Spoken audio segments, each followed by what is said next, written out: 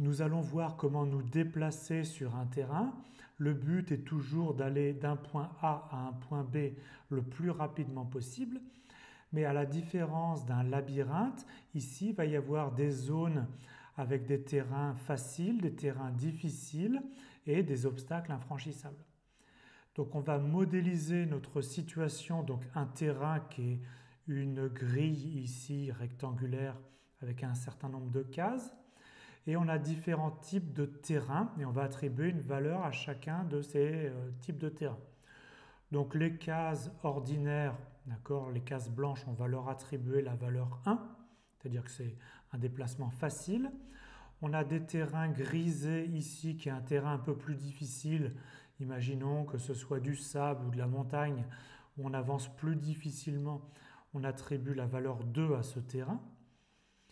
Et puis, par exemple, ici, on a un lac, une zone d'eau, où il faut nager à travers. Donc, ce n'est pas infranchissable, mais on avance tout doucement.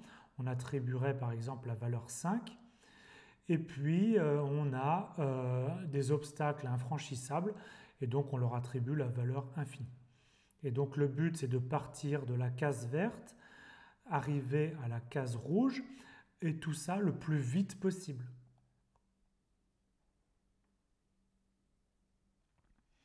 Aller le plus vite possible du point A au point B, c'est trouver le chemin qui a la plus courte distance entre le point A et le point B. Mais la distance n'est pas bien définie. Il faut définir quelle distance on utilise. Et il y a plusieurs choix possibles. Je vais vous présenter les 3 choix les plus courants.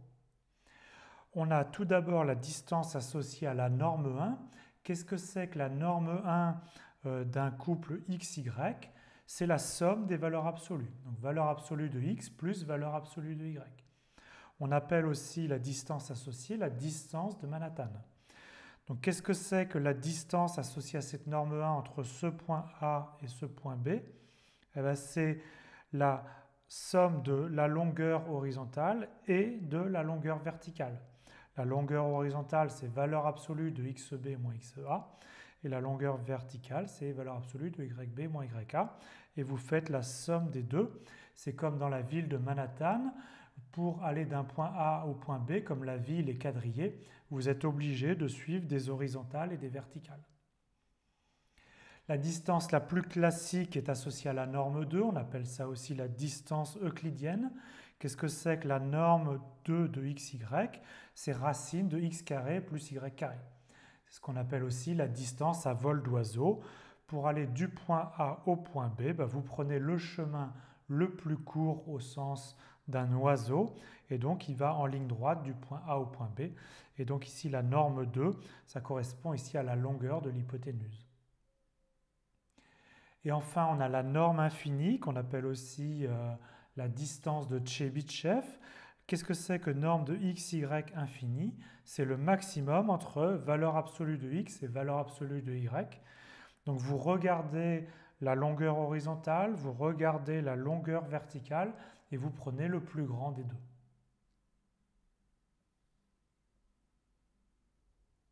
Ce choix de la distance détermine en fait qu'est-ce que c'est qu'une case immédiatement voisine d'une case donnée. Donc ici, on va partir d'une case centrale ici qui est donc à une distance 0 et on va regarder quelles sont les cases qui sont à une distance 1. Pour la distance 1, donc la distance de Manhattan, les cases immédiatement voisines sont les cases à gauche, à droite, en haut, en bas. Une case en diagonale, donc en haut à droite par exemple, est à une distance 2. Si on fait la même chose avec la distance 2, donc la distance euclidienne, donc toujours les cases gauche, droite, haut, bas sont à une distance 1, et les cases en diagonale sont à une distance racine de 2, donc qui est la longueur de l'hypoténuse. Et par contre, pour la distance infinie, regardez, les cases à gauche, à droite, en haut, en bas sont toujours à une distance 1, bien sûr, mais les cases en diagonale sont aussi à une distance 1 et sont considérées donc comme des cases immédiatement voisines.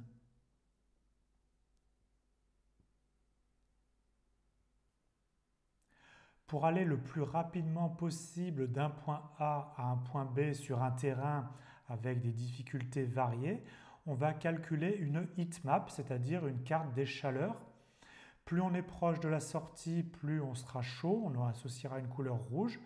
Et plus on est loin de la sortie, plus on aura une couleur froide, par exemple du bleu. Donc, voyons comment calculer cette heatmap. Donc, au départ, on a un terrain ici. On a dit qu'on modélisait avec des valeurs 1 ou des valeurs 5 quand le terrain est plus difficile, par exemple ici de l'eau. On veut aller de la case verte, le départ, jusqu'à la case rouge, l'arrivée. Et on veut aller évidemment le plus rapidement possible. Donc, on va remplir notre grille avec des nouvelles valeurs qui sont les valeurs de la heatmap. On va faire comme pour les labyrinthes, on va partir de l'arrivée, de la sortie, avec la valeur 0.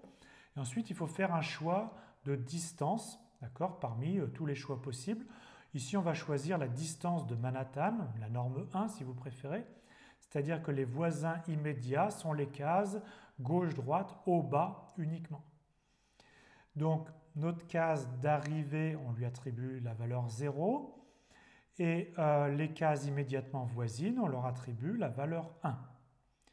Maintenant, partons de cette case-là, par exemple. À sa case immédiatement à gauche, qui est donc une case voisine, on va lui attribuer la valeur 6. Pourquoi 6? Parce qu'on passe sur un terrain difficile où on se déplace 5 fois moins vite. D'accord? C'est 5 fois plus long, si vous préférez. Donc ici, c'est bien 1 plus 5. Si on se déplace encore sur la gauche, on est toujours dans l'eau, 6 plus 5, 11, etc. Par contre, si on se déplace sur un terrain facile, c'est à chaque fois, on ajoute 1. Et maintenant, à un moment, on va arriver à la case verte qui est notre case en fait de départ. Et ici, on lui a attribué la valeur 7. C'est en fait en allant tout droit. Et c'est là la différence avec les calculs qu'on avait fait pour labyrinthe. Ici, ce n'est pas terminé. Pourquoi? Comme vous avez des terrains de difficulté variés, ce n'est pas forcément le chemin qu'on trouve en premier qui est le plus court. Et donc, il faut continuer notre algorithme et il faut mettre à chaque fois à jour toutes les cases, y compris les cases déjà visitées. Donc, on continue notre algorithme. Vous voyez qu'on remplit cette case-là maintenant qui est une voisine de 3 et donc évidemment, on lui attribue la valeur 4. Mais maintenant que cette case-là a la valeur 4, sa voisine, on avait trouvé un chemin de longueur 7, il faut mettre à jour parce qu'on a trouvé un chemin plus rapide avec la valeur 5. Et donc maintenant, on termine notre algorithme. Il reste une case qui ne nous intéresse pas. On lui attribue la valeur 6.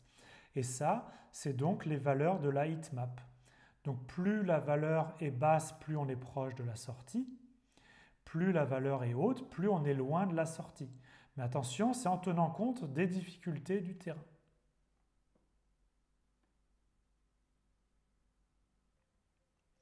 L'algorithme du calcul de la heatmap est très similaire à l'algorithme qu'on a vu pour s'échapper d'un labyrinthe. Je vous laisse donc regarder les détails. Il y a quand même une différence importante sur laquelle je reviens. C'est-à-dire que dans les labyrinthes, on remplissait les valeurs pour des sommets, seulement des nouveaux sommets qui n'avaient pas encore de valeur attribuée. Là, il faut mettre à jour les sommets voisins, même ceux déjà visités, si on trouve une distance plus petite. Donc ça se retrouve ici. Pour chaque voisin S', même ceux déjà visités. Donc on calcule le nouveau candidat à être la distance. Donc là, il y a une petite pondération en fonction de la difficulté du terrain, donc, qui est un poids associé à la case. Et on met à jour la valeur de la heatmap seulement si la nouvelle distance qu'on trouve est plus petite que la valeur qui est déjà calculée. Et puis, autrement, il n'y a pas de changement.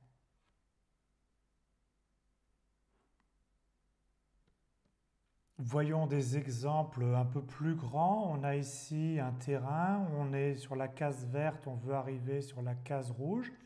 On va calculer la heatmap pour la distance de Manhattan, donc où les cases immédiatement voisines sont haut, bas, gauche, droite.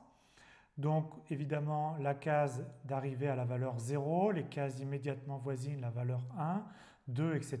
Puis en fonction du terrain, on attribue des coefficients. Et donc vous voyez qu'une fois qu'on a rempli, on s'aperçoit qu'on est à une distance 11 entre la case de départ et la case d'arrivée. Et donc maintenant, on va attribuer des couleurs. Plus on est proche de l'arrivée, plus on attribue une couleur chaude. Plus on est loin, plus on attribue une couleur froide. Et donc on a ici une heat map, d'accord, donc une carte de chaleur. Et en fait, on va finir par retenir juste les couleurs quand on aura trop d'informations ou qu'on veut oublier l'information numérique. Ce qui donne pour ici une situation beaucoup plus grande avec un terrain beaucoup plus compliqué. On veut être le plus près possible de la sortie, sachant qu'ici c'est notre case de départ. On calcule la heat map, d'accord? Et donc vous voyez cette carte des chaleurs. Plus on est proche de la sortie, plus on est dans les zones rouges. Et puis plus on va vers le bleu, plus on est loin de la sortie. Et il y a des zones bleues ici, c'est parce que c'est des obstacles infranchissables. Et donc ça correspond à une distance infinie, ou des zones interdites si vous préférez.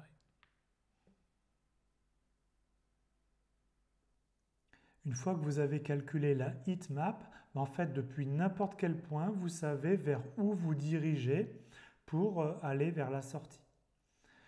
Donc, la sortie ici, c'est la case rouge. Vous êtes ici sur la case verte.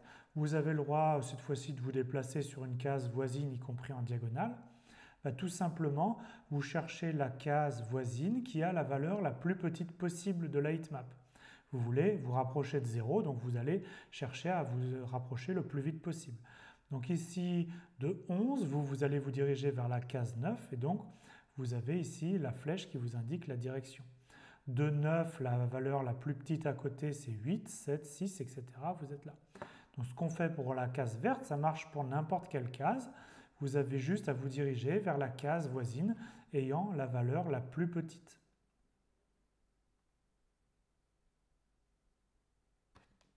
Donc voici ce que ça donne notre calcul des vecteurs direction une fois qu'on a calculé la heatmap.